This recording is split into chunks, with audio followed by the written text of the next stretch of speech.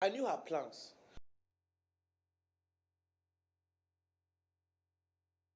Because she needed to transport her things. I know my wife is this kind of woman that she wouldn't want to leave her things. So she wanted to travel with all those her things. But when we got to the park, there was no vehicle. There was no because normally she takes this 7-seater bus. So there was no this 7-seater bus. So there was this 18-seater bus. She said no, she can't take that bus. So we're already driving out of. She said no, I can't go today. I'll go tomorrow. So as we were driving out of the park, that was when we saw Brown. Brown is my friend. Brown is an elder in my church. You know, I attend NKC low level. Okay. So Brown is a diacon in my church. Okay. So my children know Brown because he's the diacon of the children. Oh. Yeah. So when my children saw him, Uncle Brown, and then Brown was saying, this is how you people will come to Abuja and will enjoy yourself, and you not tell me, okay, come, let me go and buy you bango. Brown took my children and was buying all those children bango, those Hausa people at the park and all that. You know, when I saw Brown, I was on duty that day. When I saw Brown, my mind came down. I even asked him when I went to Nazareth, Brown, is this what you promised me? You told me you were going to take care of my family. So what's up, man? You are lying down here dead. My family is lying down there. Brown was just laying, raising his hand like this.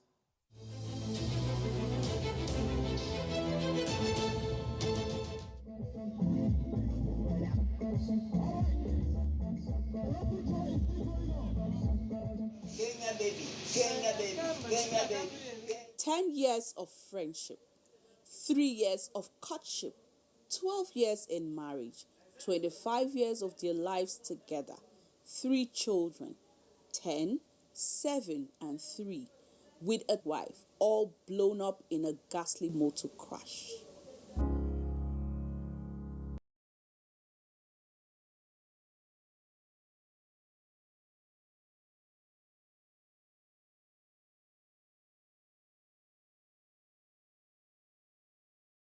Some situations and circumstances in life is just best kept in your imagination. A man in one day loses 4 members of his family, his whole existence. He has taken years and times to build. And just in one day, like the candle in the wind, they just blow off. Some time ago, the story of a man who lost his wife and 3 children was trended on social media.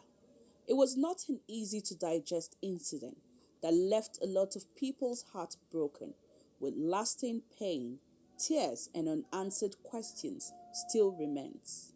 Some months later, against all odds came in contact with the bereaved and broken-hearted Tavishima Maurice Chebe, who described the 16th day of September 2019 as a volcanic eruption in his life. In spite of all the odds, Mr. Tavishima, which means strong-hearted, Maurice Chebe, narrated the account of that accident with his mind and soul. The vehicle that disengaged the head and used the bucket to hit my family and fall into the ditch, the driver admitted later on that he was at fault. When I arranged my family together, I knelt down in a mortuary and I told them that Junior, Beauty, Mote, Comfort, you know that I love you guys so much. You know. If not because of the luggages that you have, I always drop you. I've never allowed you to go into transport. But you know, your mom came to buy and sell for Christmas. So she had a lot of luggages which I couldn't carry. So please, you guys need to forgive me. Do you know when I was talking to my children, they were crying? My wife wanted me to know the magnitude of the damage that made her die. Even as I'm talking to you now, if I tell you that I'm seeing my wife, you'll not believe me. This is Against All Odds. I assessed for PTSD, I assessed for depression, anxiety, and some other psychopathologies. And of course, I wanted to examine how he was coping with the traumatic event. And he had high-level PTSD, of course, high-level depression, high-level anxiety, and also I assessed his sleep. Of course, he wasn't sleeping well. We had to start work immediately. Maurice Chebe took against all odds down memory lane, back to the day he met his wife in Zaria. She was a very little girl in primary school, and he later reconnected with her when she studied at the Queen of the Holy Rosary Secondary School, Boko.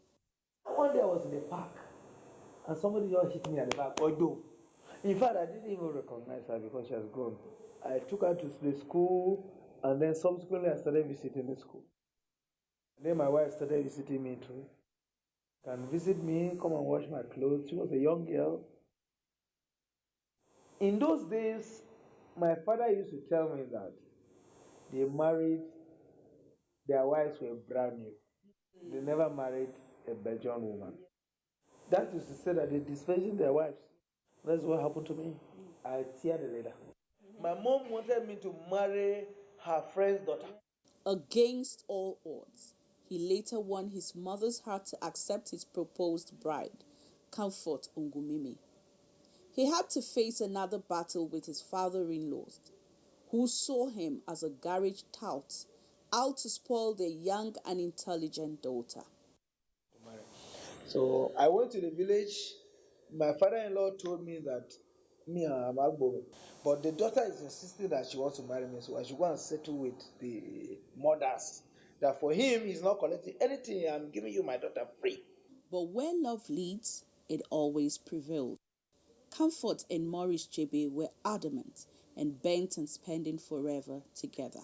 My wife finished secondary school in my house. I trained my wife. Yeah, I trained her.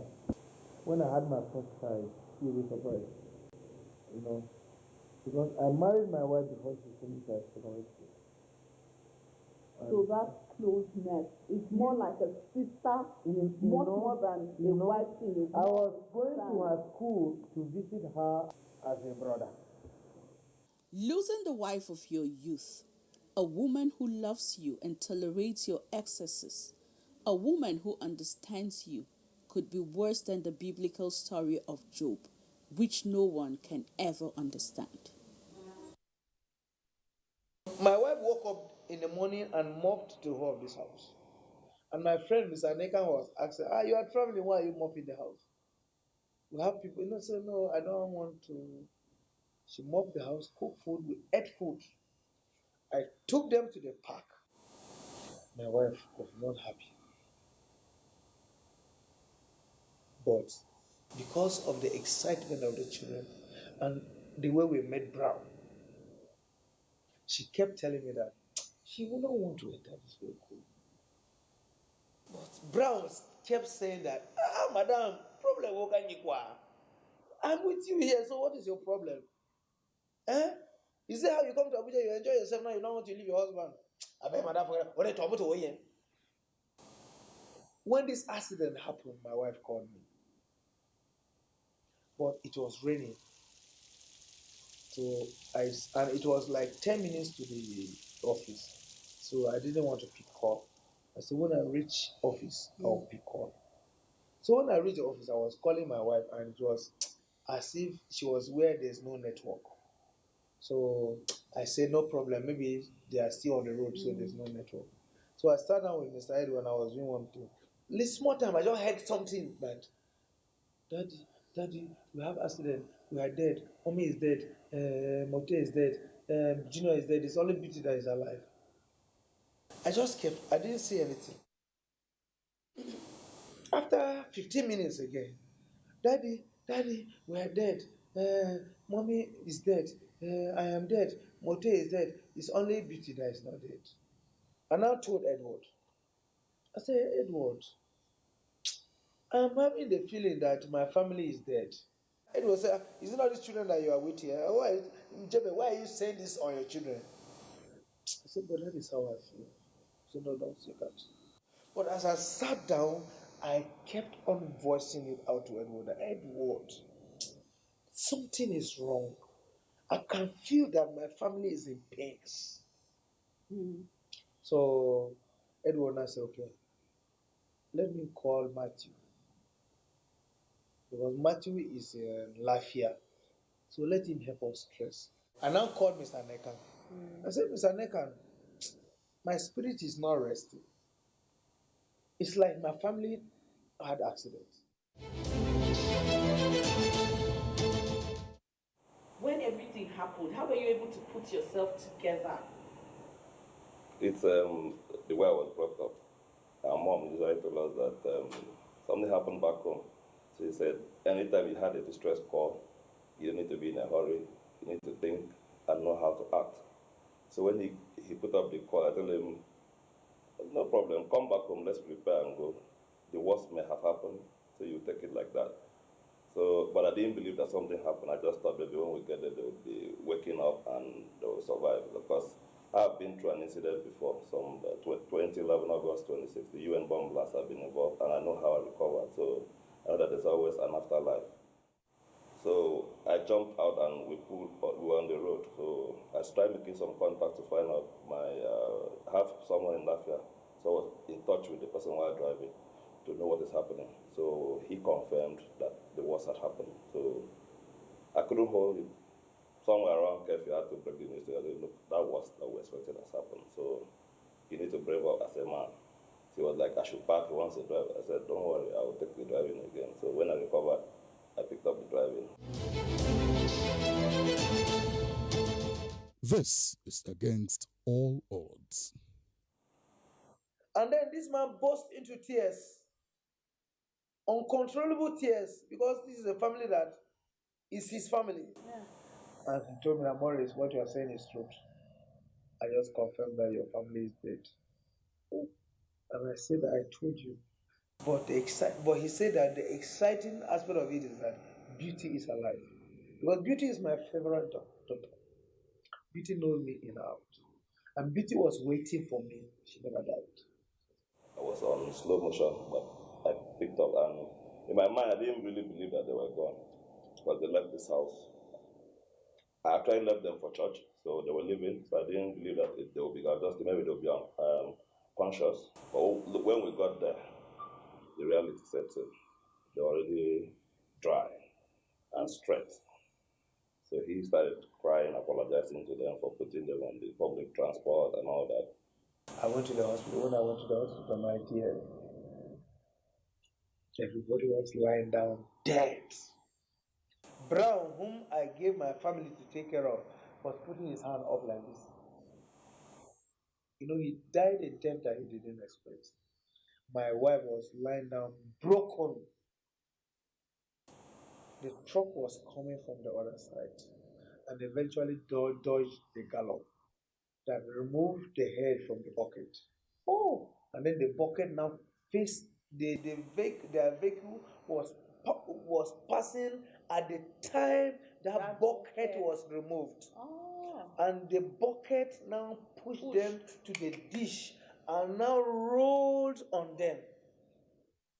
That was the time my wife called me to tell me that they're in danger.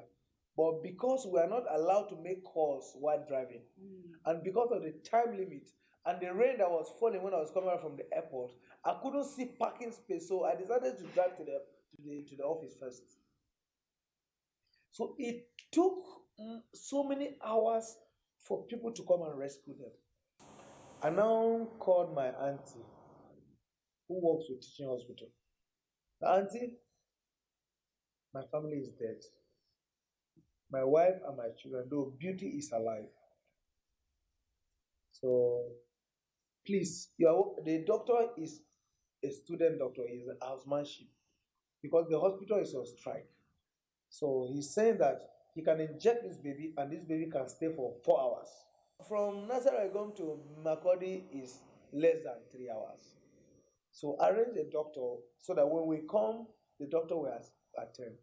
I left the hospital, went to the market again, and was knocking from one supermarket to another to look for leather, to look for carton, because we had a Camry.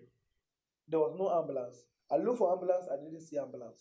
So I wanted to make a stretcher with a carton because my daughter had a broken hand, a broken leg, and a removed limb. So there was no way I could shake her. I looked for a carton so that I can make a stretcher, come and put her on the stretcher and tie her into the carton so that she will just remain straight. Carrying the children was not a problem, but when I had to carry the wife, the cold set in, and he didn't really understand what happened when I asked me to put on the AC for the doctor that was surviving. I was still up. So that one would come awake, pass out, come awake, pass out. I was telling him, just beg your wife to free her because I think they're trying to carry her. Because when she comes awake, she'll be calling mommy, junior, Mutai, because the last one is Mutai. So it's like the spirit is worrying them. So it was until I drove out and hit the express that the cold left me. When we got to Ojiwina, to Madonna Hospital, that is when Beauty lost. That is where we lost Beauty. If we had a proper medical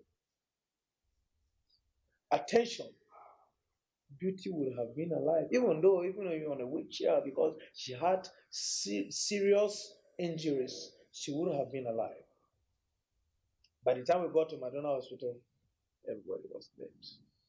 My wife dead, Beauty was dead. I was so scattered. I was so devastated.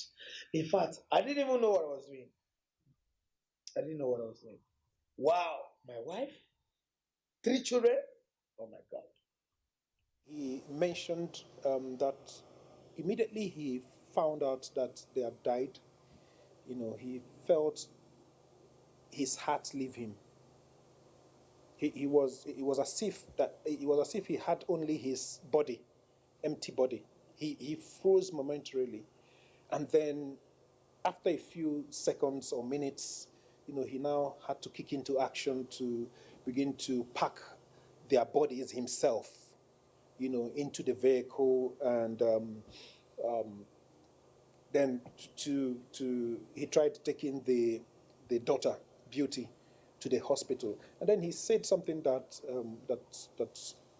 struck me. When I asked him how he was feeling at the moment I was having that conversation with him, because I needed to get his present state, he said, I can't tell you how I'm feeling, but I can describe it to you. I said, go ahead. He now said, do you know a piece of bread? I said, yes. That I feel like a piece of bread that someone used bread knife to cut into pieces and then put together and then kept somewhere. He thought about killing himself, but he remembered his other, his extended family members, his mother, and, his in-laws, and then he said, no, if I go, these people will definitely go.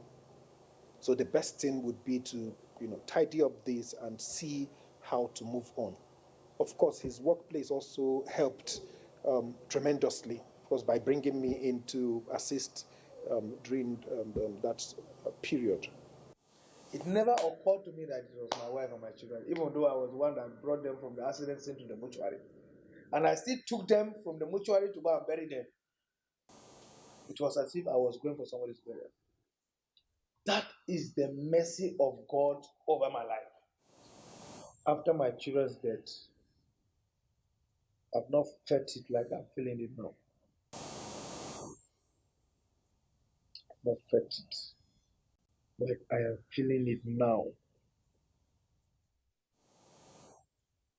It is now that I am beginning to understand that my wife is no longer, my children are no longer. It is now that this would have died too. So my wife don't die. But sometimes it could come to my mind that but your wife died. Then it will just go back.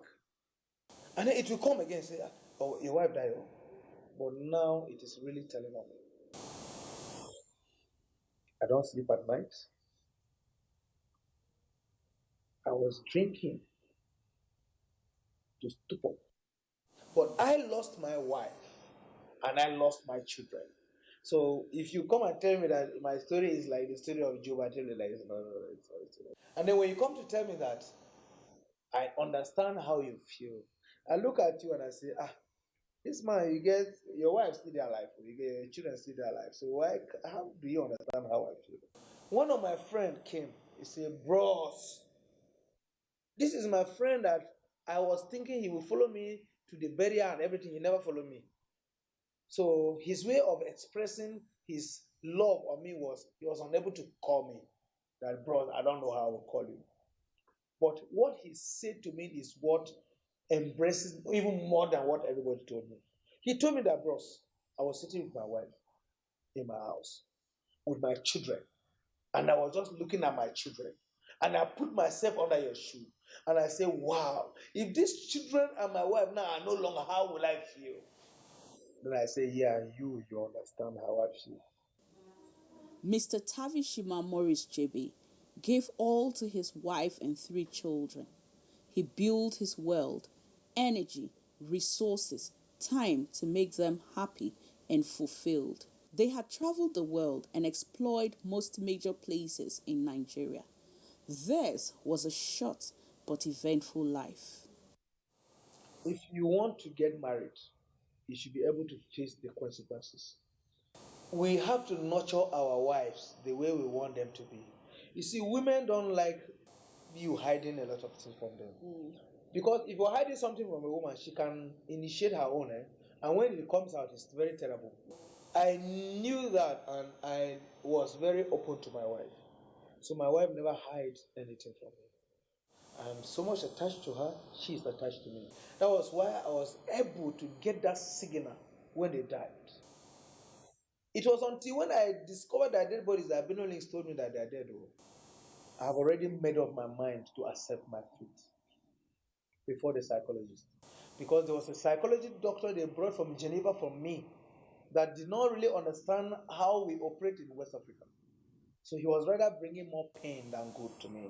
And I advised him that. So I don't really want to disrespect you, but I don't think you are the right person for me. Before they now brought this other psychologist to me.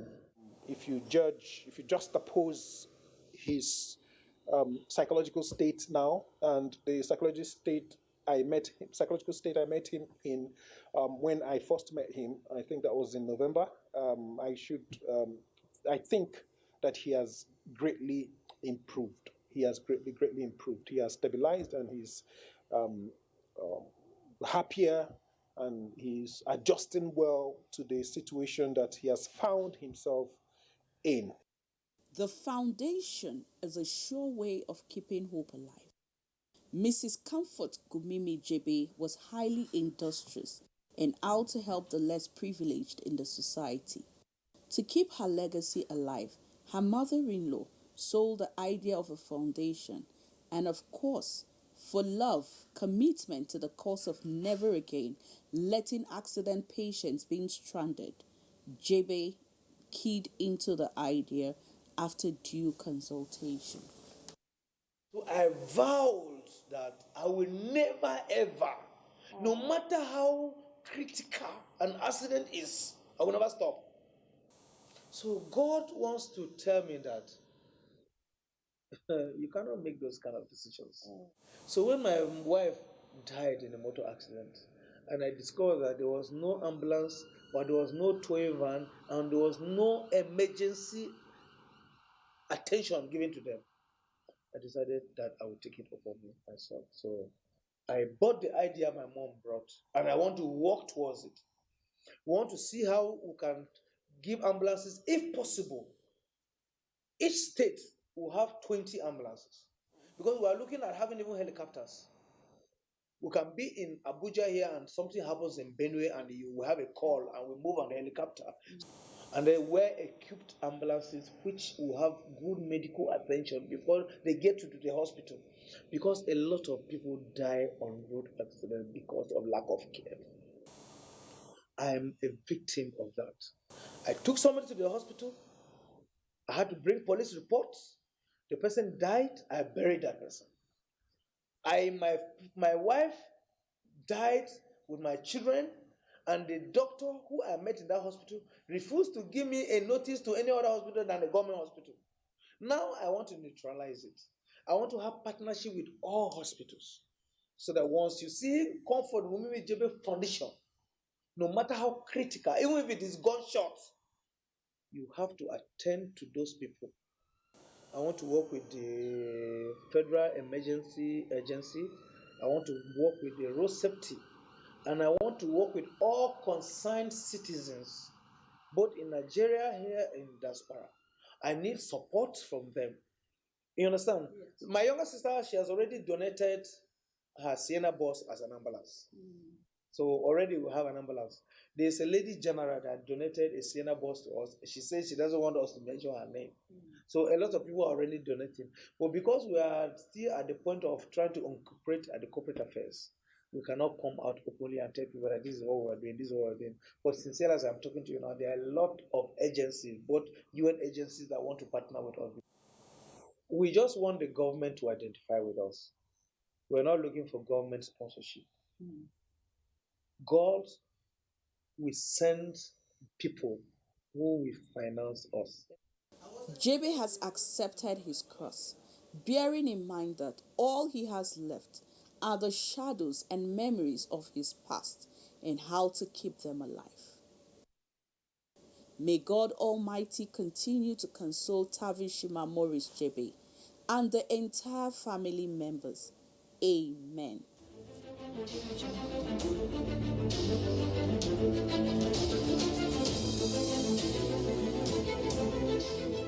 Audio Jungle.